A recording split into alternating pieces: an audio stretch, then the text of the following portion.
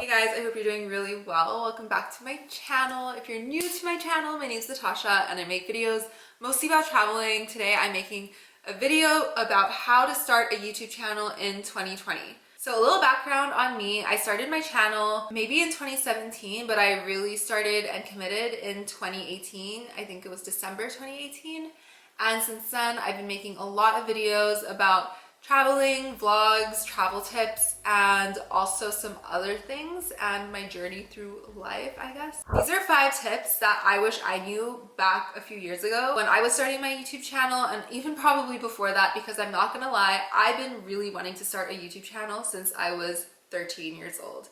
I remember the first person I watched on YouTube, she did makeup. Her name was Alba Mayo, and I was obsessed, and I would kind of dream about making a YouTube channel, and I never did it because I was scared and nervous. I kind of mentioned it a few times to friends and family and they gave me weird looks, so I kind of put it off, but I'm so glad I started my channel. And these are my tips for you to help you get over that first hurdle, because it is hard to start, and I hope these help you out. So I'm going to start with my 5th tip and go down to my first and most important tips, so make sure you watch until the end. Before we go ahead, don't forget to give this video a big thumbs up and hit subscribe down below. It really means so much to me and it's free, so go ahead and do it now.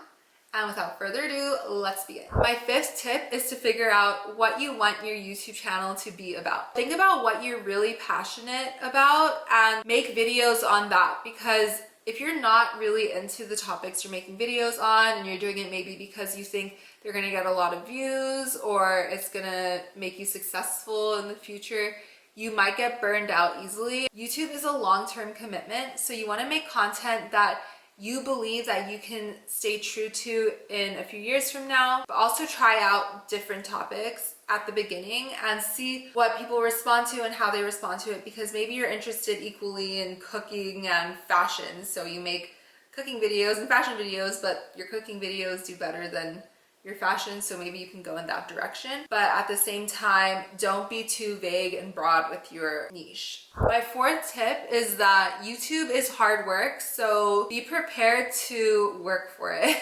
Editing, creating content, coming up with ideas about the content you're gonna create, and then doing your SEO research and YouTube research and everything. It is a lot of work, so be prepared for that. If you really want to make a YouTube channel, I'm sure that it will be fun work for you. It is fun for me, but it is work nonetheless. So just be aware that you're not gonna, most likely, I mean, there may be some crazy cases where you do blow up immediately, but most likely it's gonna take a lot of work and building your channel and also building yourself and your personality, and talking to camera might be weird at first, so it is going to be hard work, but it is rewarding. Just be prepared for that. My 3rd tip is not to go out and buy a fancy camera and all this equipment at first. I did that a few years ago and I ended up not even using it really. Like back in 2018 when I did really start my channel, I ended up just filming with my phone, and I still film with my phone. Right now I'm using my camera to film,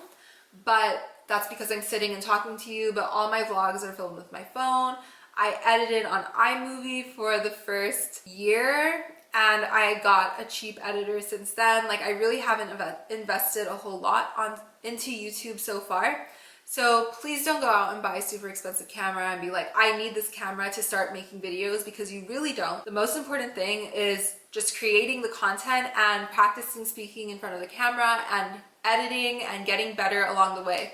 Because if you go back and watch my very first videos, they are not nearly as good as my more recent ones. I mean, I still think they're really good and they're funny, but my more recent ones are definitely better edited, more concise and everything, but I do tend to ramble sometimes. So I'm gonna go on to the next tip. So my 2nd tip is to learn to edit yourself and do YouTube yourself, because I was very intimidated by editing and just how to do YouTube all together at the beginning. So I was going around and asking everyone around me, can you help me edit? Can you teach me how to do this? Can you teach me how to do that? Can you do this for me? And in the end, everything kind of fell through. And I realized that if I wanted to do this, I'm just gonna have to buckle down and learn it myself. There are tons of tutorials on YouTube and the internet that will teach you how to edit videos, and do everything you need to do. Also SEO research and how to grow your YouTube channel. There are tons of videos on that as well. One of my favorite YouTubers right now who focuses on that is Cathrin Manning, and her YouTube is called The Content Bug. I'll leave her link in the description, but she's super helpful. And yeah, just go ahead and start learning. I think now is the perfect time while we're in quarantine and we have extra time on our hands. Actually, in 2018, I had to come back to Austin from Spain. I was living in Spain that year, and I had to come back for a month to fix some visa issues. And I had a month on my hands, and I kind of saw it as like a gift from the universe all this time as I do this quarantine, in a way where I just use that time to film everything I was doing and make vlogs about everything. Like if you go back to my very first videos, I'm just going around Austin doing different things that I would normally be doing, and I just vlogged it and edited and practiced. And honestly, it was so helpful with starting my YouTube channel, because in that month of time, I just propelled myself forward with editing and learning how to do everything. So that way, when I got back to Spain, I was familiar with my editing software, which was iMovie, the most basic one, and I was able to edit faster and put out more videos. So just use this time in quarantine to learn how to edit. And my first tip is to just start. You're gonna suck at first. I still kind of struggle sometimes, but your first few videos are not gonna be that great. Your editing's probably not gonna be that good. Maybe you're awkward in front of the camera. You're gonna feel weird. Just make the video front to end, post it on YouTube.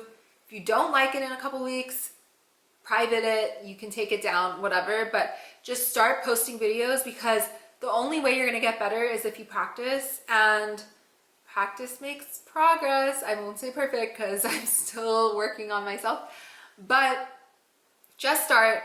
Trust me, you're gonna regret it in a few months if you didn't start today. So that is my number one tip, and I hope you found all these 5 tips very helpful. And if you have any more questions about any of this stuff, leave me comments below and I will be sure to answer them. Also, if you have requests for any videos to be made right now, let me know. I can do travel videos and other videos because we're in quarantine. So I have some time on my hands, but I can't really go anywhere. I also wanted to mention that I do have a lot of travel vlogs that are going to be coming out soon from my trips last year, which I didn't get to edit because I was just traveling way too much. I actually think my Rome vlog will be up, or may be up already.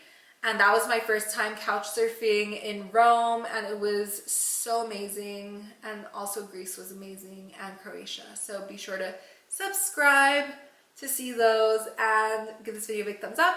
And I want to also add thank you to all my new subscribers. I see you guys, and I'm so thankful that you are joining me for my YouTube journey. So yeah, I hope you have a great day, and I'll see you guys in the next one. Bye.